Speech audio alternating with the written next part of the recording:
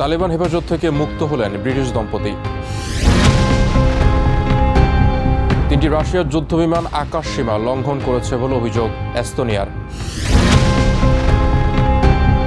পুতিনের যুদ্ধ বন্ধের কোনো আভাস পাওয়া যাচ্ছে না বলে জানালেন MI6 চিফ। তথ্য সংগ্রহে MI6 এর নতুন কৌশল সাইলেন্ট কুরিয়ার। রাশিয়ায় চালু হলো AI চালিত চালকবিহীন ট্রাম। বেলজিয়ামের বাগানে প্রদর্শিত হচ্ছে বিচিত্র রূপের সব গাছ, যার মূল্য ছুঁয়েছে 10,000 ইউরো পর্যন্ত। ইউরোপের হালনাগাদ ও বৈচিত্র্যময় খবরাখবর আপনাদের সামনে এক নজরে তুলে ধরছি আমি শোয়েব আক্তার।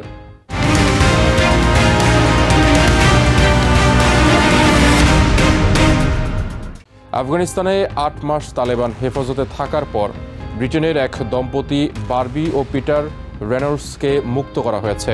কাতারের মধ্যস্থতায় তাদের দোহায় নেওয়া হয় বলে শুক্রবার এ বিষয়ে সংশ্লিষ্ট এক কর্মকর্তা জানান। গত ফেব্রুয়ারিতে আফগানিস্তানের বামিয়ান প্রদেশে এনজিও কার্যক্রম পরিচালনার সময় তারা গ্রেপ্তার হন। কাতার ও ব্রিটেন সরকারের সমন্বয়ে দীর্ঘ আলোচনার পর তাদের মুক্তি নিশ্চিত করা হয়। বন্দিদশায় কাতারের দূতাবাস তাদের চিকিৎসা ও পরিবারের সঙ্গে যোগাযোগে সহায়তা করেছে। আফগান পররাষ্ট্র মন্ত্রণালয় বলেছে তারা আফগান আইন লঙ্ঘন করেছেন, যদিও এ বিষয়ে বিস্তারিত তথ্য জানানো হয়নি। এদিকে সহায়তার জন্য কাতারকে ধন্যবাদ জানিয়েছে ব্রিটেন।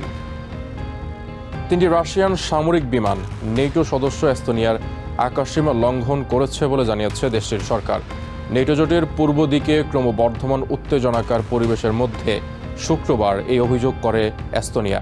টালিন জানিয়েছে শুক্রবার 3টি MiG-31 জেট অনুমতি ছাড়াই এস্তোনিয়ার আকাশসীমায় প্রবেশ করে এবং মোট 12 মিনিট সেখানে অবস্থান করেছে। রাশিয়া চলতি বছর এ নিয়ে 4 বার এস্তোনিয়ার আকাশসীমা লঙ্ঘন করেছে। এ ধরনের কাজ অগ্রহণযোগ্য ও নির্লজ্জ বলে মন্তব্য করেছেন এস্তোনিয়ার পররাষ্ট্রমন্ত্রী মার্গাস সাকনা।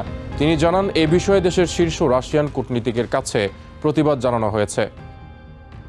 রাশিয়ার পক্ষ থেকে ইউক্রেনের সঙ্গে যুদ্ধ বন্ধের কোনো আভাস পাওয়া যাচ্ছে না বলে জানিয়েছেন ব্রিটেনের ফরেন স্পাই এজেন্সি MI6 এর প্রধান রিচার্ড মুর। শুক্রবার তুর্কির ইস্তানবুলে ডার্ক ওয়েবে MI6 এর পোর্টাল সাইলেন্ট কুরিয়ারের উদ্বোধনী অনুষ্ঠানে তিনি এই কথা বলেন। মুর বলেন, প্রেসিডেন্ট ভ্লাদিমির পুতিন ইউক্রেনের আত্মসমর্পণ ছাড়া আলোচনার মাধ্যমে শান্তি প্রতিষ্ঠায় আগ্রহী নয়।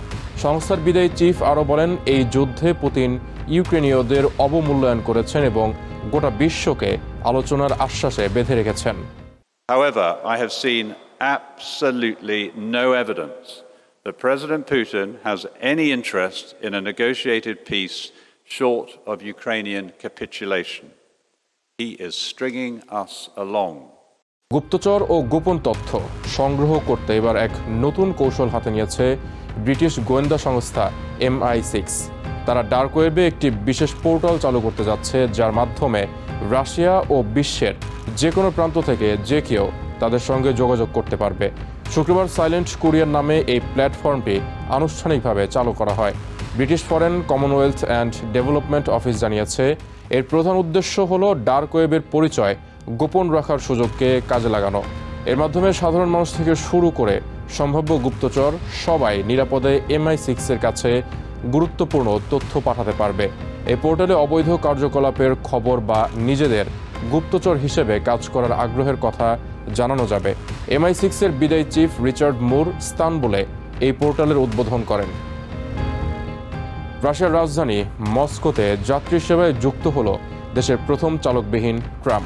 কৃত্রিম বুদ্ধিমত্তা বা AI প্রযুক্তিতে পরিচালিত এই ট্রাম এখন নিয়মিত যাত্রী পরিবহন করছে নতুন ট্রাম লাইন 90-তে। আধুনিক সেন্সর, রাডার ও ক্যামেরা প্রযুক্তিতে সজ্জিত ট্রামটি চলাচল করছে চালক ছাড়াই। যাত্রীরা জানাচ্ছেন, এমন প্রযুক্তি নির্ভর পরিবহন ব্যবস্থাকে তারা ইতিবাচকভাবেই দেখছেন। 2030 সালের মধ্যে আরও 300 চালকবিহীন ট্রাম শহরের রাস্তায় নামানোর পরিকল্পনা করেছে মস্কো। রাশিয়ার রাজধানী মস্কোতে চালু হয়েছে দেশটির প্রথম AI চালিত চালকবিহীন ট্রাম। মস্কো শহরের পরিবহন কর্তৃপক্ষ জানিয়েছে, বেশ কয়েকটি পরীক্ষামূলক চলাচলের পর গেল 3 সেপ্টেম্বর থেকে আনুষ্ঠানিকভাবে যাত্রী সেবা শুরু হয়েছে। ট্রামটি চলাচল করছে মস্কোর উত্তর পশ্চিম অংশে নতুন ট্রাম লাইন নম্বর 90-তে।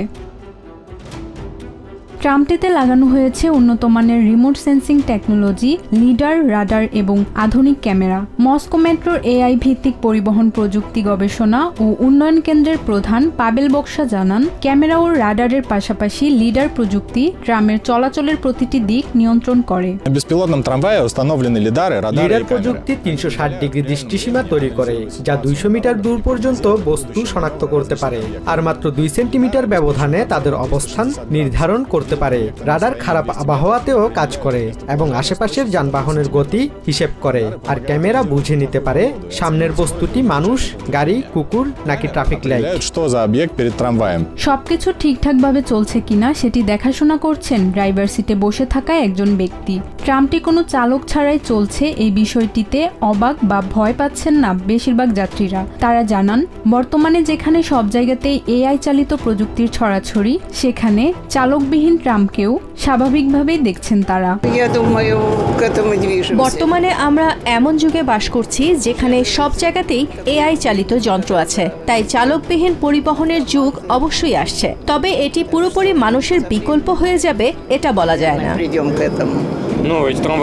আমি ভয় পাচ্ছি না। এই ধরনের ট্রাম অনেকদিন ধরে পরীক্ষা করা হয়েছে, তাই আমি মনে করি সব ঠিকঠাকই চলবে।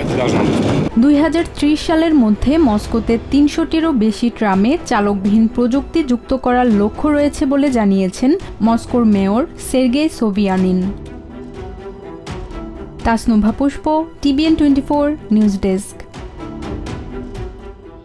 নর্দার্ন বেলজিয়ামের সলিটেয়ার গাছের বাগানে গ্রীষ্মের শেষে দেখা মিলছে ভিন্নধর্মী গাছের সমাহার।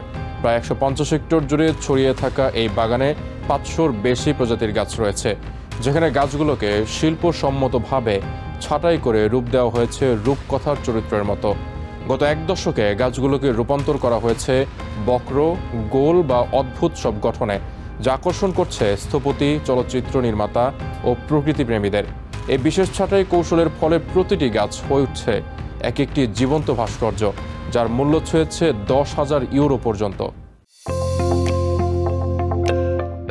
নর্দার্ন বেলজিয়ামের একটি বাগানে গাছগুলো এখন গ্রীষ্মের বিদায়ের সাথে সাথেই পাচ্ছে এক ভিন্ন রূপ, অলংকৃত, কল্পনাময় আর চোখ জুড়ানো। সলিটিয়ার নামের এই বাগানটি প্রায় 150 হেক্টর জায়গা জুড়ে বিস্তৃত, যেখানে রয়েছে প্রায় 500 প্রজাতির গাছ, যার মধ্যে আছে পাইনের মতো চিরসবুজ গাছ, গিঙ্কো বিলোবা আর ম্যাগনোলিয়ার মতো দুর্লভ প্রজাতিও। গত 1 দশকে শত শত গাছকে ছাঁটাই করে রূপ দেওয়া হয়েছে ভিন্নধর্মী ভাস্কর্যে পরিণত করার লক্ষ্যে। এই শিল্পসম্মত রূপান্তরের ফলে গাছগুলো হয়ে উঠেছে এক একটি জীবন্ত শিল্পকর্ম। এই গাছগুলোর অনন্য গঠন তাদেরকে করে তুলেছে অত্যন্ত চাহিদা সম্পন্ন, বিশেষ করে স্থপতি, উদ্ভিদপ্রেমী, এমনকি চলচ্চিত্র নির্মাতাদের কাছেও। রূপকথার গল্প থেকে উঠে আসা গাছের মতোই মনে হয় এদের। বাগানের মালিক ক্লোয়ে কুলস জানান, এই গাছগুলো নিয়ে মানুষের রয়েছে নানা জল্পনা কল্পনা। কেউ বলে এগুলো যেন বৃষ্টির ফোঁটা, আবার কেউ বলেন জাহাজের পাল, কেউ আবার বলছেন দেখতে ঠিক ললিপপের মতো। মাঝে মধ্যে ভাবি একটা নির্দিষ্ট নাম দেওয়া উচিত কিনা, কিন্তু শেষে মনে হয় যার যেমন খুশি কল্পনা করুক, তাতেই তো মজা।